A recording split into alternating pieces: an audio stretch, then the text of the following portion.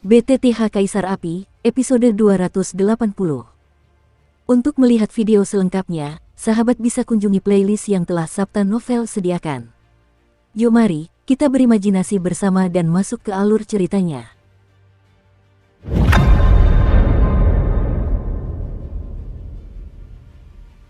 Cek, orang bernama Xiao Yan ini terlalu mengerikan. Pria berbaju hitam itu terluka parah langsung oleh Xiao Yan, dan ia juga kehilangan lengan kanannya yang sangat besar. Saat ini, tak seorang pun berani meremehkan peradangan Xiao. Lagi pula, orang yang bertarung dengannya adalah petarung Dosian bintang 2 tingkat akhir yang sesungguhnya. Xiao Yan ini mampu mengalahkan pria berbaju hitam dengan kekuatannya di tahap awal Dosian bintang 2. Tentu saja, ia tidak mengandalkan keberuntungan, melainkan kekuatan. Karena kompetisi sudah selesai, ayo kita kembali dulu. Xiao Yan dan Duan Tianfeng saling berpandangan, lalu berkata kepada Yu Ranran. Tak perlu dikatakan, Xiao Yan tahu bahwa Du Tianfeng pasti akan datang kepadanya di malam hari untuk menanyakan tentang pria berpakaian hitam itu, jadi lebih baik pergi secepatnya. Ya, kekhawatiran Yu Ranran langsung hilang, dan dia tersenyum tipis. Keduanya terlibat percakapan ramah dengan Du Tianfeng, lalu kembali ke pegunungan tempat mereka beristirahat melalui formasi ruang angkasa. Tepat setelah kembali ke pegunungan, Yu Ranran dipisahkan dari Xiao Yan. Lagi pula, adiknya ditinggal sendirian di rumah, jadi dia agak khawatir menjadi kakak perempuan. Orang-orang dari klan jiwa, sejak mereka datang ke dunia atas ini, hanya ada sedikit berita tentang mereka. Eksistensi macam apa mereka? Xiao Yan berpikir sejenak di rumahnya, lalu terdiam. Di pegunungan tandus yang kompetitif, pertarungan antara 100 dan 50 teratas berlangsung dari pagi hingga sore, dan semua kompetisi telah selesai. Kecepatannya sungguh menakjubkan. Malam di alam guntur selalu suram. Gululu, sebuah ruang hampa di rumah tempat Xiao Yan tinggal tiba-tiba menggeliat aneh, dan sebuah retakan perlahan muncul. Saat itu, Xiao Yan duduk bersila. Hehe, bocah kecil. Detik berikutnya, sesosok muncul di rumah kayu itu dengan tenang dan tersenyum pada Xiao Yan. Orang yang datang adalah master ketiga dari Pisau Tempa, Thunder Valley, yang bertanggung jawab atas kompetisi di pegunungan kompetitif yang tandus. Tuan Penempaan, melihat ini, Xiao Yan tampaknya sudah menduganya, tanpa sedikit pun terkejut, dia bangkit sedikit. Jangan banyak omong kosong, kau seharusnya tahu kenapa aku datang kepadamu, kan? Duan Tianfeng bertanya sambil tersenyum, tetapi tanpa terlihat, tekanan dari Dewa Petarung Bintang 4 membuat napas Xiao Yan semakin cepat berdiri. Itu karena orang yang bertarung denganku hari ini, jawab Xiao Yan. Bagus, orang yang bertarung denganmu hari ini memiliki identitas khusus, kata Duan Tianfeng perlahan. Orang ini mungkin dari kerajaan hantu atau klan jiwa dunia manusia. Aku tidak tahu kenapa dia masuk ke benua timur. Aku khawatir dia punya rencana jahat terhadap benua timur kita. Xiao Yan menggelengkan kepalanya dan berkata, aku tidak melihat anakmu tahu banyak. Setelah Xiao Yan mengatakan ini, Duan Tianfeng sedikit terkejut. Karena pusat kekuatan kerajaan hantu dan orang-orang klan jiwa di dunia manusia terlalu misterius, sangat sedikit orang yang mengetahui informasi mereka, tetapi Xiao Yan di depannya benar-benar mengetahuinya, yang membuat Du Tianfeng cukup terkejut. Aku telah menanamkan tanda api di tubuhnya. Dengan kekuatannya, dia tidak akan bisa menemukannya dalam waktu singkat, kata Xiao Yan perlahan. Bagus sekali. Sekarang setelah dia tereliminasi, dia tidak lagi memenuhi syarat untuk tinggal di alam guntur. Saya khawatir akan ada perpindahan besar. Semoga adik kecil itu bisa membantu kita saat itu, kata Duan Tianfeng sambil tersenyum. Tuan Duan bercanda, saya Dosian bintang 2 tahap awal, tapi saya tidak bisa banyak membantu Anda. Lagi pula, menurut persepsi saya, orang ini mungkin membawa sesuatu yang mirip gulungan ruang angkasa. Dan dia juga mungkin hanya kambing hitam. Samsung Fighting Immortals atau yang lebih kuat lagi, kalau aku ikut campur gegabah, aku khawatir tak akan ada sampah yang tersisa, kata Xiao Yan langsung. Cek, dasar penakut. Tahukah kau siapa yang sedang kau ajak bicara sekarang? Raut wajah Duan Tianfeng berubah muram ketika mendengar kata-kata itu, dan kekuatan 4 bintang pejuang abadi tak diragukan lagi terpancar. Puf, rasa penindasan yang tirani langsung tercurah ke seluruh rumah kayu, membuat Xiao Yan seperti musuh besar, tetapi Xiao Yan melawan dengan sekuat tenaga dan tidak berlutut, yang membuat Du Tianfeng cukup bingung, lagi pula kekuatan mereka berdua benar-benar terpaut 2 langkah. Senior, kalau bukan karena bantuanku, aku yakin kau takkan pernah menemukan orang itu. Xiao Yan menahan tekanan tirani dan berkata-kata demi kata. Jangan khawatir, kali ini aku akan memancing dengan tali panjang dan menangkap ikan besar. Jika kau membantu kami membangun lembah guntur, tentu saja kami tidak akan memperlakukanmu dengan buruk. Sesaat kemudian, Duo Tianfeng langsung menarik kembali tekanannya, dan berkata dengan tenang. Hari ini baru saja menyelesaikan 100 teratas dan maju ke 50 teratas. 50 besar yang tersisa akan maju ke 25 besar, dan kompetisi akan dimulai dalam 10 hari. 10 hari pertama adalah untuk memberi para kontestan istirahat yang cukup, dan yang kedua adalah untuk membimbing pria misterius ini mengungkap kekuatan tersembunyi di baliknya, sehingga dapat menangkap semuanya, kata Duan Tianfeng. Baiklah, aku akan memperhatikannya. Begitu orang itu bergerak, aku akan segera memberitahumu, kata Xiao Yan. Dia juga tahu pentingnya masalah ini, dan samar-samar merasa bahwa kali ini mungkin akan menjadi langkah besar bagi klan Jiwa. Kalau begitu, aku tidak akan mengganggu istirahatmu. Tapi aku harus memberitahumu dengan sungguh-sungguh bahwa kekuatan yang terlibat dalam pertempuran ini terlalu kuat, jauh melampaui apa yang bisa kau tangani sekarang, jadi jangan pergi sendirian. Kamu sekarang adalah apoteker surgawi tingkat 4 dengan peringkat abadi, dan prestasimu di masa depan pasti tak terbatas. Sebelum pergi, Duan Tianfeng tak lupa memberinya instruksi. Junior tahu, Xiao Yan berjanji dengan lembut, membuat Dosian bintang 4 yang kuat itu begitu serius, yang cukup untuk menunjukkan bahwa kali ini, Dosian bintang 4 mungkin terlibat dalam pertempuran ini, dan setelah Xiao Yan menggunakan Seng Yan, batasnya adalah ia hanya mampu menghadapi petarung abadi bintang 3 di depannya. Adapun petarung abadi bintang 4, bagi Xiao Yan saat ini, tidak diragukan lagi itu adalah duri yang berduri. Gululu, begitu suara itu jatuh, sosok Du Tianfeng perlahan menghilang. Seharusnya ada harta karun unik di lembah guntur pisau tempat ini, kalau tidak, tempat ini tidak akan menarik orang-orang dari kerajaan hantu dan klan jiwa secara bersamaan. Saat berikutnya, suara pemakan jiwa juga perlahan memenuhi udara. Kerajaan hantu dan klan jiwa, kata Xiao Yan, sedikit terkejut saat mendengarnya. Ini adalah dua kekuatan. Kerajaan hantu dikendalikan oleh roh hantu dari dunia hantu, dan metode serta perilaku serangannya berbeda dari klan jiwa. Namun, metode serangan klan jiwa terutama menggunakan kunci jiwa, yang khusus digunakan untuk memburu jiwa, dan perilaku mereka sangat rendah hati. Tapi ketika aku masih belum jatuh, aku menemukan bahwa kedua kekuatan ini tampaknya memiliki kerjasama yang sangat erat secara rahasia, kata sang pemakan jiwa, suaranya penuh keanehan. Kekuatan Ghost Kingdom secara keseluruhan secara alami lebih rendah daripada Soul Eater, tetapi karena mereka terlalu misterius dan rendah hati, bahkan penguasa Soul Eater pun hanya tahu sedikit. Sepertinya kali ini, ada banyak informasi yang ingin kita ketahui, kata Xiao Yan perlahan. Jangan khawatir, aku bahkan tidak peduli dengan Fighting Immortal Bintang 4. Bahkan jika itu adalah Fighting Immortal Bintang 5, aku masih punya kekuatan untuk bertarung. Raja Naga Emas, guru ini menjanjikan sesuatu kepadamu, tapi dia tidak akan mengingkari janjinya. Setelah Xiao Yan meninggalkan dunia hantu, aku akan memberitahumu bahwa apa yang diajarkan Xiao Yan kepadaku sudah cukup mengejutkanmu. Hehehe, sang pemakan jiwa berbicara perlahan dengan suara yang hanya bisa didengarnya sendiri. Dengan berakhirnya 100 besar yang melaju ke 50 besar, seluruh pegunungan juga menjadi tenang. Tentu saja, 50 orang kuat yang tersisa juga berusaha memahami informasi yang telah mereka peroleh selama 10 hari istirahat, agar dapat meraih 9 posisi teratas dalam promosi tersebut. Dan kali ini, dalam sekejap mata, 5 hari telah berlalu. Dalam 5 hari, kedua putrinya, Yu Ranran dan Yu Wei, juga menjalani hidup mereka di rumah sederhana itu. Jelas, mereka juga dengan cermat mempersiapkan diri untuk sisa kompetisi. Sedangkan Xiao Yan, sambil bermeditasi, ia menunggu gerakan pria berbaju hitam itu. Di tengah malam pada hari kelima, Xiao Yan yang berdiri diam di tempat tidur, tiba-tiba membuka matanya dan bergumam, setelah 5 hari, apakah kamu akhirnya bisa menahannya? Xiao Yan tersenyum kecil, terlihat jelas bahwa api tianyan hati api yang tertanam di tubuh lelaki berpakaian hitam itu bergerak perlahan.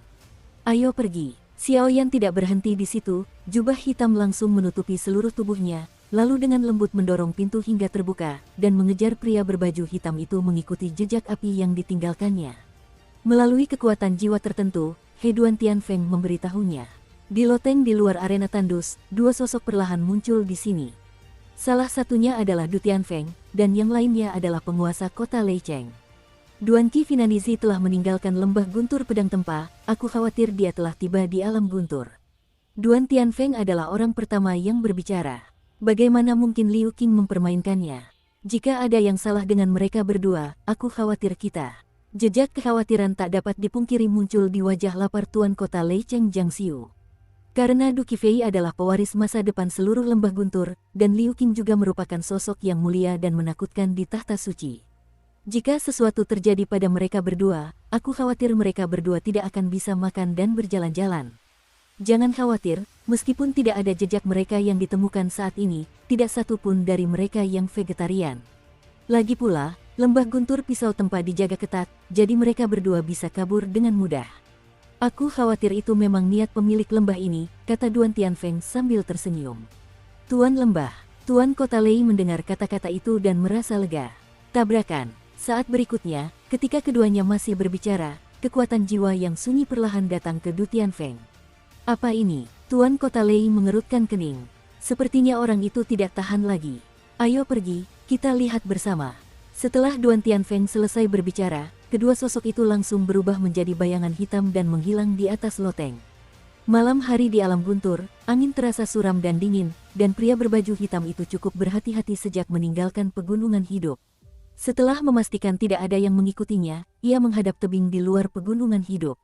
Dan pergi. Tebing ini berada di tepi pegunungan tempat para kontestan tinggal, sehingga cukup tersembunyi. Selain itu, karena malam hari, jarang penduduknya. Sepertinya tidak ada yang menemukan sosokku. Pria berpakaian hitam itu langsung datang ke tebing, lalu bersandar di batu di samping tebing, dan berkata sedikit. Xiaoyan, bajingan kecil, kali ini klan jiwa kita harus membuat kalian semua di benua timur hancur berkeping-keping. Kalau begitu, aku tentu ingin kau mati, untuk membalaskan dendam lenganku yang patah.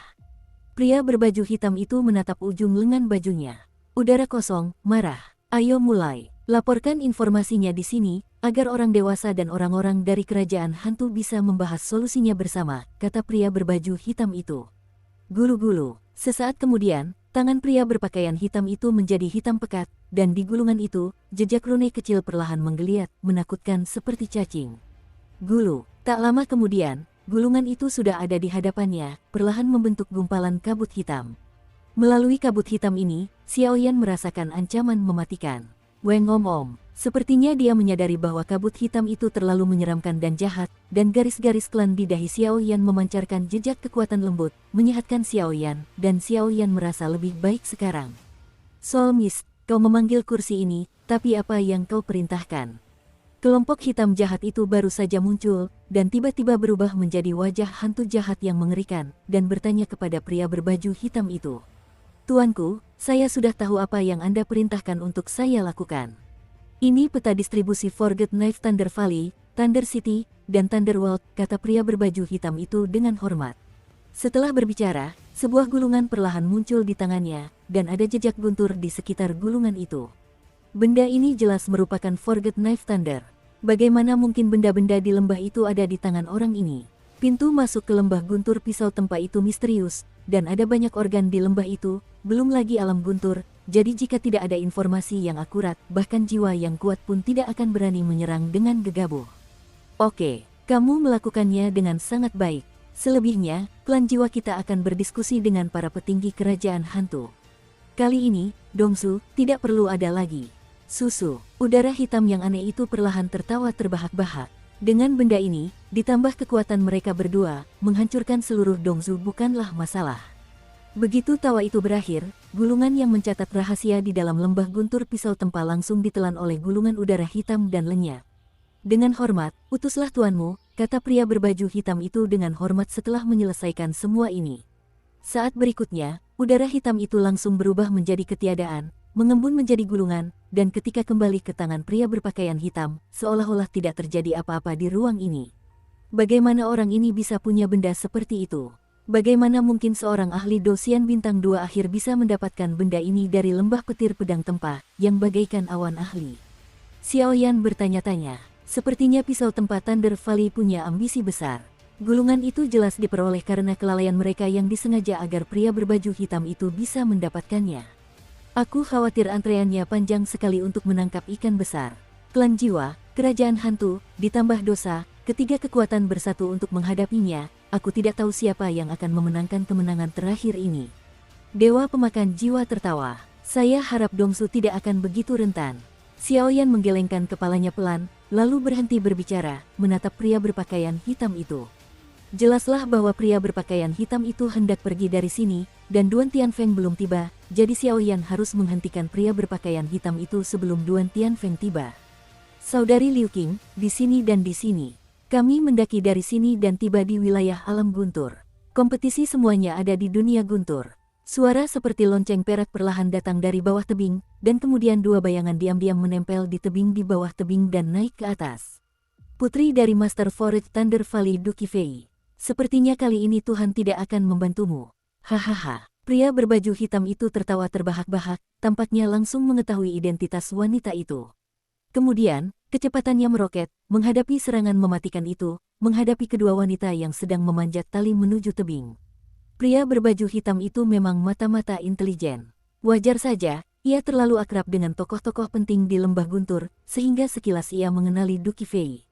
Pada saat ini, Du Qifei dan Liu Qing jelas tidak menyadari bahwa krisis perlahan-lahan menghampiri mereka berdua. Sialan, dan kekuatan jiwa Xiao Yan begitu besar, jadi dia secara alami menemukan napas Liu Qing dan napas yang agak asing di bawah tebing. Belum lagi aura yang asing untuk saat ini, tapi samar-samar membuat Xiao Yan merasa tidak nyaman untuk sementara waktu. Saya khawatir identitas dan kekuatan wanita ini sangat bagus. Pada saat ini, Xiao Yan tidak punya waktu untuk bertanya-tanya mengapa Liu Qing ada di sini. Kecepatannya melambung tinggi, dan dia melepaskan penguasa kuno di belakangnya dan menyerang pria berpakaian hitam itu. Saat itu, Liu Qing dan Duo Qifei sedang memanjat tali di bawah tebing, dan hari sudah malam. Keduanya mengandalkan secercah cahaya untuk bergerak maju. Selain itu, jelas ada larangan tirani di bawah tebing, dan mereka tidak bisa menggunakan semangat juang apapun. Karena itu, jika kedua putri mereka dipukul oleh seorang pria berpakaian hitam, itu akan sangat berbahaya. Liu Qing, ada musuh, hati-hati. Melihat kecepatannya sudah terlambat, Xiao Yan buru-buru berteriak ke arah tebing. Ah, kekuatan jiwa Liu Qing tidak lemah, dan ia akan segera menerobos ke negeri dongeng. Selain familiar dengan napas Xiao Yan, ia baru saja mendengar suara itu dan langsung mengenali suara Xiao Yan tanpa ragu. Qifei pun mundur ke dasar tali. Saudari Liu Qing, apa yang kamu lakukan? Aku akan segera pergi dari sini. Duan Qifei mendengus tidak puas, tetapi tubuh rampingnya tetap dijatuhkan oleh Liu Qing. Sebelum suara Du Qifei selesai, tempat mereka berdua baru saja memanjat tali tiba-tiba hancur dan terbuka. Kehancurannya bagaikan kehancuran total, tanpa jejak. Sisi, melihat ini, Duo Qifei tak kuasa menahan napas dalam-dalam. Dukung terus channel YouTube Sabta Novel. Jika bukan karena suster Liu Qing yang menjatuhkannya, aku khawatir dia sudah mencapai posisi yang baru saja dia hancurkan, dan dia akan hancur saat itu juga. Intensitas kehancurannya bukanlah sesuatu yang bisa mereka berdua tangani. Susu, potongan kecil, kau mengikutiku. Melihat serangannya hancur, pria berbaju hitam itu tak kuasa menahan diri untuk berbalik dan berteriak pada sosok di belakangnya. Serangan ini jelas menguras banyak tenaganya. Hanya dengan pandangan seperti itu, Liu, pria berpakaian hitam, langsung mengenali Xiao Yan. Sudah lama sejak terakhir kali kau bersamaku, kata Xiao Yan dengan acuh tak acuh. Dengan berkah api di atas jubah hitamnya, Xiao Yan tentu saja tidak takut dengan aura hantu pria berbaju hitam itu. Meskipun pria berbaju hitam itu mengenali Xiao Yan, dia tidak takut. Wah, aku belum sempat menyelesaikan masalah ini denganmu. Kau sendiri yang membawanya ke sini. Pria berbaju hitam itu menatap Xiao Yan dan berkata dengan kejam. Identitasmu sepertinya agak istimewa. Xiao Yan tersenyum tipis. Tidak peduli siapa pria berbaju hitam itu, hari ini, dia pasti tidak akan bisa melarikan diri. Hari ini, jatuhkan dirimu untuk memberi penghormatan atas prestasi besar klan jiwa kita. Susu. Setelah pria berbaju hitam itu selesai berbicara, dia tidak mengejar kedua gadis di bawah tebing, melainkan berubah menjadi kepulan asap hitam dan menembak Xiao Yan. Cepat naik, aku akan mengurus orang ini. Melihat pria berpakaian hitam yang sedang bersiul, Xiao Yan meluangkan waktu untuk mengatakan sesuatu kepada dua wanita di bawah. Puff. Dengan suara keras, kedua wanita itu segera mengikuti tali ke puncak tebing. Huhu, begitu sampai di puncak tebing, Du Qifei langsung bernapas lega. Jelas, pemandangan yang mengejutkan tadi, ditambah dengan fakta bahwa memanjat tali menguras banyak tenaga, membuatnya tak tertahankan. Xiao Yan, aku tahu kau baik-baik saja, kata Liu Qing sambil tersenyum begitu dia tiba di tebing. Hatinya sedikit lega. Kalau tidak, jika sesuatu terjadi pada Xiao Yan, dia pasti akan merasa tidak nyaman. Ini, saat berikutnya, kedua gadis itu menatap langit berbintang, dan gumpalan asap hitam mengepul serta seluruh tubuh Xiaoyan tiba-tiba bertabrakan dengan api merah menyala. Bang bang bang, gelombang api panas itu langsung membakar asap hitam yang terbentuk oleh pria berbaju hitam itu. Sialan, api macam apa ini? Bagaimana bisa membakar semangat juang dan kekuatan jiwaku? Pria berbaju hitam itu tak kuasa menahan diri untuk berteriak keras, lalu sosoknya cepat mundur. Di dunia seribu besar, cabang-cabang klan jiwa ada di mana-mana, tetapi klan jiwa memiliki beberapa semangat juang yang unik. Semangat juang mereka berbeda dari orang biasa, jadi orang-orang dari klan jiwa menyebut semangat juang mereka sebagai kekuatan jiwa. Dan kekuatan jiwa semacam ini bahkan lebih kuat daripada ki bertarung biasa dan kekuatan abadi bertarung. Pada akhirnya, pembentukannya secara mengesankan diekstraksi dari kekuatan jiwa. Semangat bertarung orang ini agak aneh.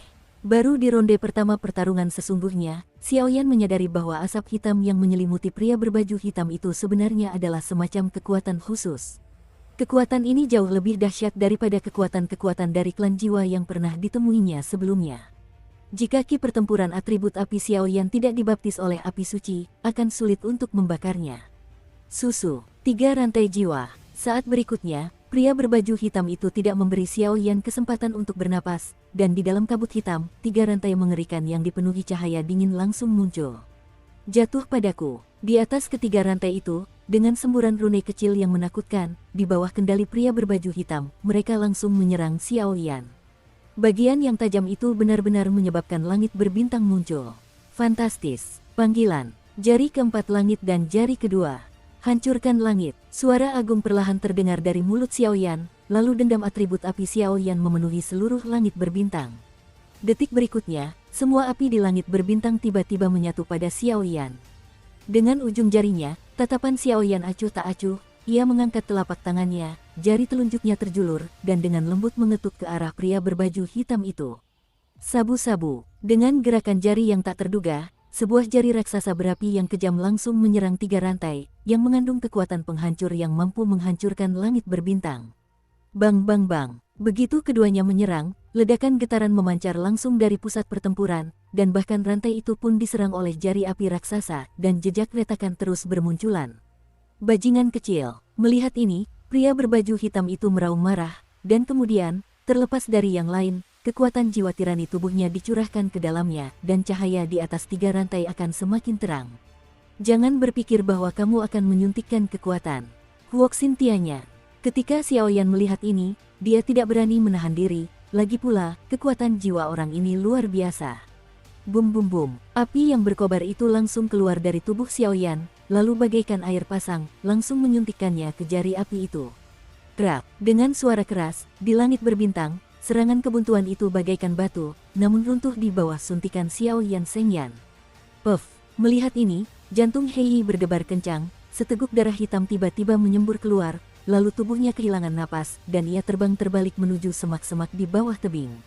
Batuk, batuk, Xiaoyan pun melambaikan tangannya, dan langsung perlahan-lahan menghilangkan sisa fluktuasi energi di langit berbintang, lalu turun untuk mencari pria berbaju hitam itu. Api kaki yang baru saja digunakan orang ini mungkin sejenis api suci. Pada saat ini, Du Tianfeng dan Lei Chengzu, yang bersembunyi di kegelapan, berkata dengan sungguh-sungguh. Shengyan, hal semacam ini hanya ada di tangan orang-orang paling berkuasa di dunia seribu besar, bagaimana mungkin mereka tidak terkejut saat melihatnya dengan mata kepala sendiri. Karena agak terlambat di jalan, aku sebenarnya terlambat, tapi Xiaoyan, anak ini, entah dari segi kekuatan atau bakat, mungkin di luar jangkauan manusia. Tuan Kota Lei mendesah. Jelas, Xiaoyan ini bersembunyi terlalu dalam, dan dia benar-benar bisa mengalahkan pria berbaju hitam itu dengan kekuatannya sendiri. Inilah yang tidak diduga oleh Tuan Kota Lei dan yang lainnya. Ayo, ayo turun juga. Setelah Duan Tianfeng selesai berbicara, ia langsung menuju tebing, di mana kedua bayangan itu tampak indah di langit berbintang. Saudari Liu Qing, orang ini sangat kuat. Rao Yi Duan Qifei sangat pemilih dan arogan. Setelah melihat Xiaoyan mengalahkan pria berbaju hitam tadi, ia juga memiliki perasaan yang kuat terhadap Xiaoyan. Semangat juang yang kuat. Du Qifei bukanlah wanita muda tertua seperti keluarga lainnya. Ia berbakat dalam seni bela diri sejak kecil. Lawan-lawan tirani yang dihadapi Master Lembah Dao Leigu semuanya dikalahkan oleh Du Qifei. Terlihat bahwa pria ini tidak hanya cantik, tetapi kekuatannya juga tidak boleh diremehkan. Qifei, kebetulan sekali. Sesaat kemudian, Liu Qing dan duo Qifei menatap Xiao Yan di semak-semak, tetapi tentu saja mereka tidak menyadari kehadiran Duan Tianfeng dan Tuan Kota Lei.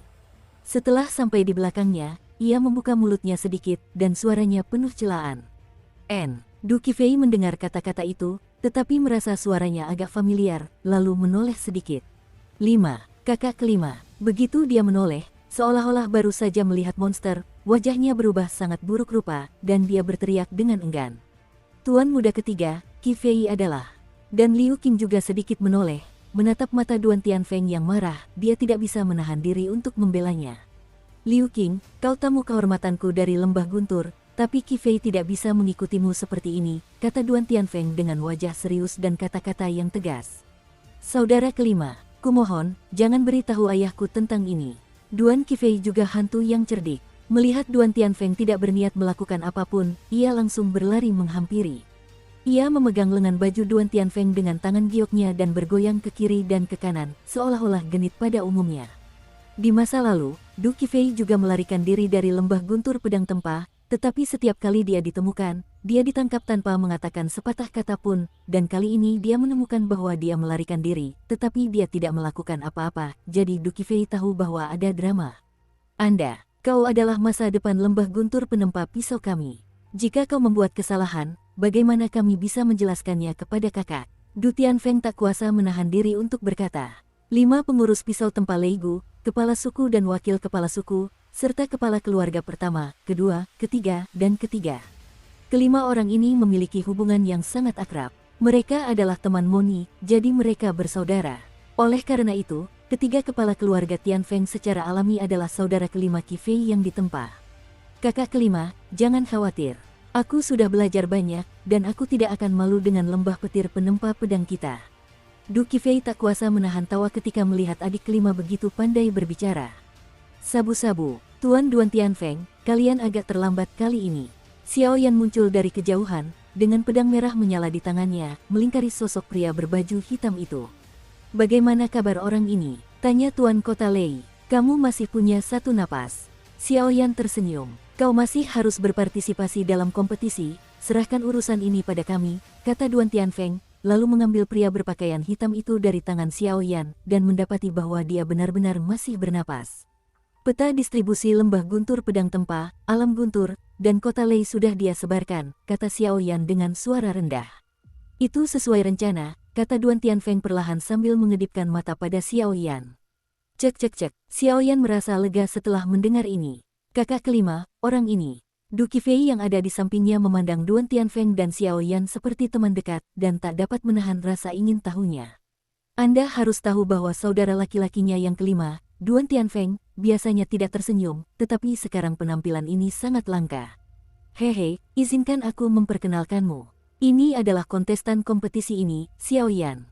Jangan kira kekuatannya hanya kebetulan Douxian bintang 2, tapi di belakangnya ada seorang apoteker tingkat 4 abadi, dan kekuatan tempurnya sangat mengerikan, kata Duan Tianfeng sambil tersenyum.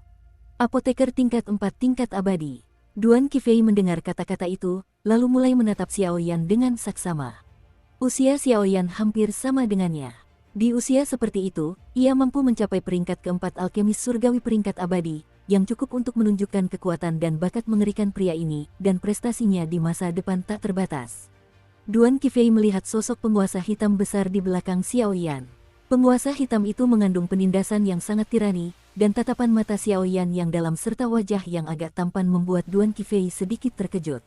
Ini tuan muda dari Master Lembah Guntur penempa pedangku, Du Qifei.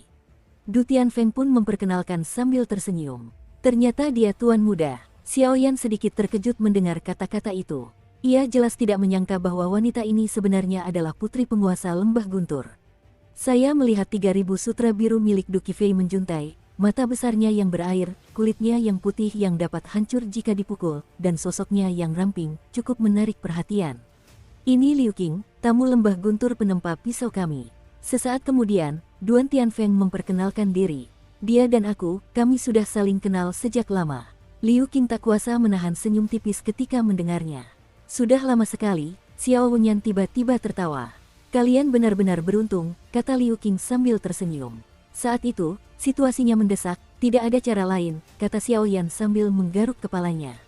Kompetisi untuk 25 besar akan dimulai dalam beberapa hari, jadi kalian bisa beristirahat dengan baik selama beberapa hari ini.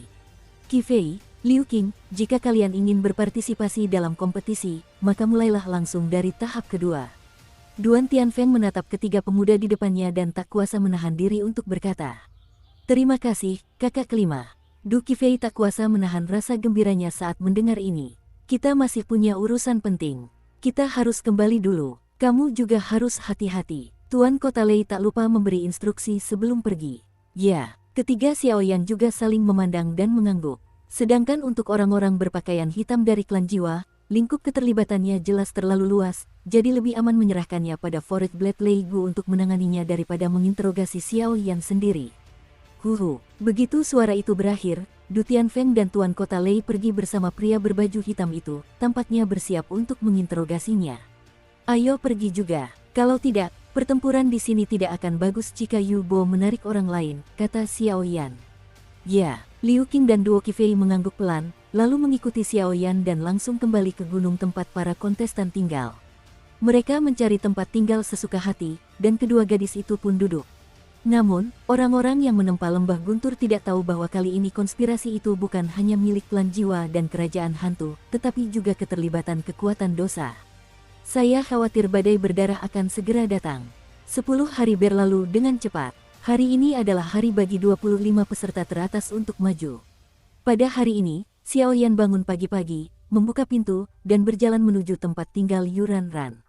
Dong dong dong. Ketukan pelan terdengar di pintu rumah kayu tempat kedua wanita itu tinggal. Berderit, pintu didorong perlahan terbuka, tetapi Yue tidak terlihat, hanya Yuran yang terlihat. Hari-hari hujan hari ini terasa sangat berbeda dari masa lalu.